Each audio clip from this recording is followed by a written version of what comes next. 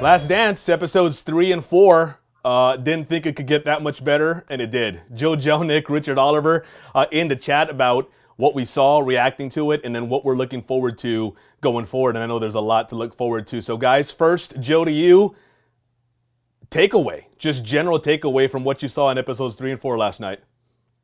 I think the biggest thing that we started to sense or saw was a little bit of a pattern in terms of how this docu-series is going to take us in the sense that we got introduced to different characters in each episode, right? Episodes 1 and 2 focus similarly around Michael Jordan as well as Scottie Pippen. Now we were introduced to the one and only Dennis Rodman, as well as Phil Jackson. And each episode tends to go back a little deeper into their story, how they became part of the Bulls, and which also leads to another part of a pattern that we're starting to see develop, the manipulation of the time narrative.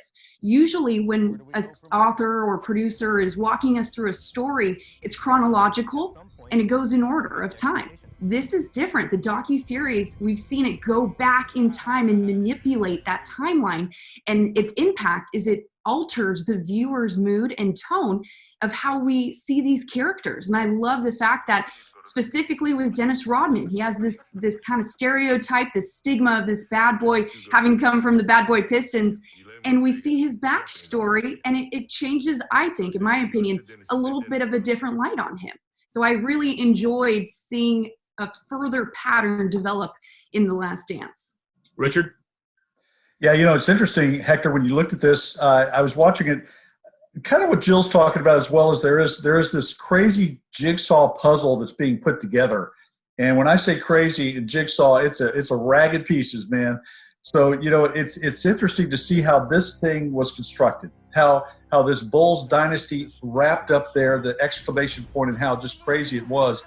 I really enjoyed looking into the past of like a Dennis Rodman, because, you see, especially with that, before social media, before we had this, can you imagine that team with Dennis Rodman today? I mean, it's amazing. No. And that's why I really kind of enjoyed this, because it's been kind of a look at what might have been. I can't even imagine what a life with Dennis Rodman would be in a Twitter, Facebook, Reddit age. It's just astounding to me. Especially if Dennis Rodman had a Twitter account. Well, that would be wild. Exactly. But before I get into my general impression, adding a note to Jill's point, not only them going back and forth, which I kind of alluded to when we did this last week, kind of that Godfather 2 style. You see the Vito story, and then you see Michael kind of advancing the family. Michael Coleon, not Michael Jordan, although they're both awesome. In this case, isn't it really awesome how they're going back and forth and they're picking the perfect time? So like part 1, it's all about MJ, right? And so you go back and you tell MJ's backstory. That kind of lends itself. Part 2, though, they went back and they looked at Scottie's backstory when Scottie joined the Bulls, because that was really the big piece to when they began to ascend. Dennis Rodman, perfect place to go back with the bad boy Pistons, and then Phil Jackson, perfect place to take you back because Dennis comes back. He's now the third wheel. Phil's got to do what Phil did for so many years in managing egos and letting these guys do what they had to do. And so you go through his backstory in part 4. Just a masterful job of how they're not only going back and forth, but they're picking the spots to go back and forth. My general takeaway was, as good as parts 1 and 2 were, I felt like they were the scene setters, and they had to be, right? They introduced us into this 10-parter. I feel like we began to see more of the basketball element, even though it's a documentary about basketball, so that may sound silly on the surface. We began to see Jordan's true ascension from the kid that nobody had ever seen before to, okay, now he's becoming dominant, and then the battles with the Pistons, and then that first championship. And so we began to see more of the basketball aspect. Obviously, there was the drama, there was the entertainment aspect there with the Vegas Bender and Carmen Electra and the whole deal. But I thought, it was just really interesting because we started to see much more of the basketball. And by the way, they were put to some really cool musical montages with Prince in there as well. You began to see that as well. Okay, so what did you find out? What did you not know that you learned last night, guys? Richard, first to you.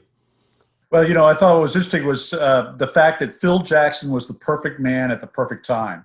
When I look back at Doug Collins, I remember Doug Collins. And if you remember from the first couple of episodes, Michael Jordan talking about how much he appreciated Doug Collins and what a great coach he was, but how Michael Jordan also, from a business perspective, from a step back perspective, saying, we're building something special here. There's an evolution taking place. Doug Collins may not be the right guy for that. He's great. He's great for me. He put the ball in my hands. And obviously we all know Michael Jordan likes the ball in his hands, always has, still thinks he can play if he, could get down to 219 again. So those are the kind of things that we know about Michael Jordan. But it was interesting how he accepted the fact that, in this evolution, Phil Jackson is the man that can take care of these personalities, can take care of all these different pieces and maybe put it together into a championship where maybe Doug Collins couldn't do it. And also, I had forgotten about the whole triangle offense. I had forgotten about Tex Winter and that whole thing. That was interesting to me because it's like, oh, yeah, I remember that now. And I do remember Michael Jordan having to give up the ball, and say, look, if we're going to win championships, someone else other than you is going to have to do it as well because we can't win when they know that you're the guy that's going to have the ball all the time. That's interesting to me. Jill? To piggyback off of what Richard said, yes, I had no idea about Tex Winter being the actual innovator of that triangle offense. Growing up in LA over here on the West Coast, Phil Jackson, triangle offense, I always associated those two together. It was interesting to learn the behind the scenes factor of what the big role that Tex Winter played. On top of that, also a little bit more on Phil Jackson. How about his relationship with Dennis Rodman?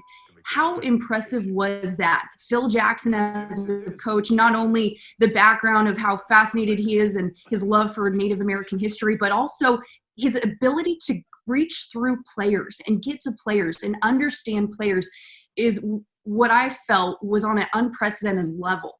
And you could tell that from the example of Dennis Rodman. Dennis Rodman even said, he got me. He understood me. No one else did. And I think it speaks volumes to Phil Jackson as a coach and a player. If you can get Jordan to understand you and you can get Rodman to understand you, you're doing something right. I mean, talk about two polar extremes in terms of approach to the game and just flat out character and personality. Those two could not be more different from each other. Phil got them both, and Scotty in there as well. The whole nine. Agree with you guys, 100%. I had no idea about the 48-hour bender, or what turned into how he was like what he was 60-hour bender. Yeah, whatever, and then ended up being. I had no clue that he actually asked for a vacation in the middle of a season. Like, not only that, but guys, but consider the NBA timeline. He asked for the vacation in January. The All-Star break was coming up like in a couple of weeks. And he asked for a vacation, and Phil grants it. And then Jordan being like, dude, you're not going to see that guy. You let him out. You're not going to see him again. Like, and then Jordan having to go get him at the hotel room. Oh, Carmen Electra behind the couch, all that kind of stuff. It's perfect, when you think about those kind of things. And also the idea that just the mercenary aspect of this whole thing, that Michael Jordan, Scottie Pippen, Phil Jackson said, you know what? Yeah, let him go. We're going to let this thing happen because we know in the long run this guy's going to help us win a championship. Can you imagine Greg Popovich?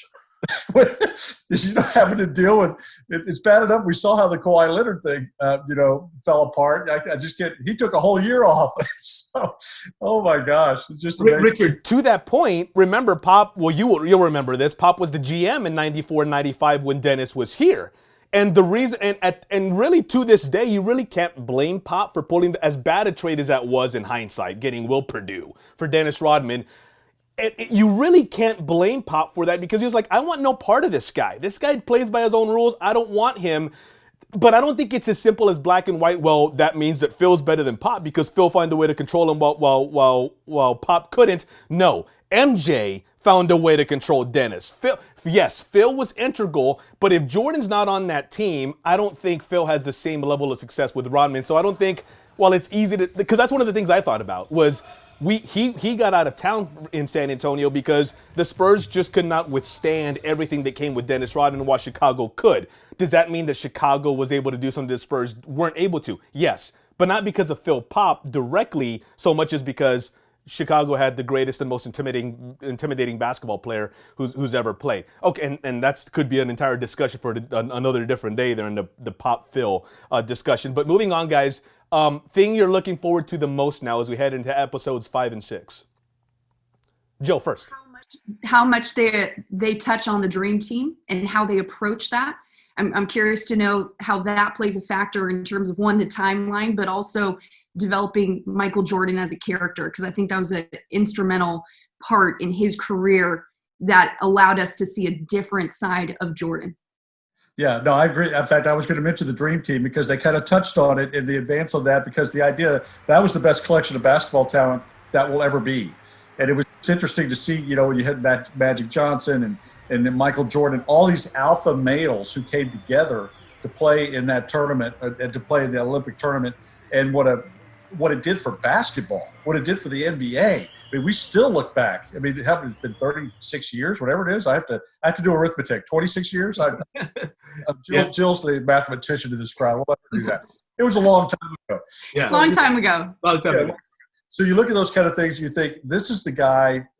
This is when Michael Jordan really established himself.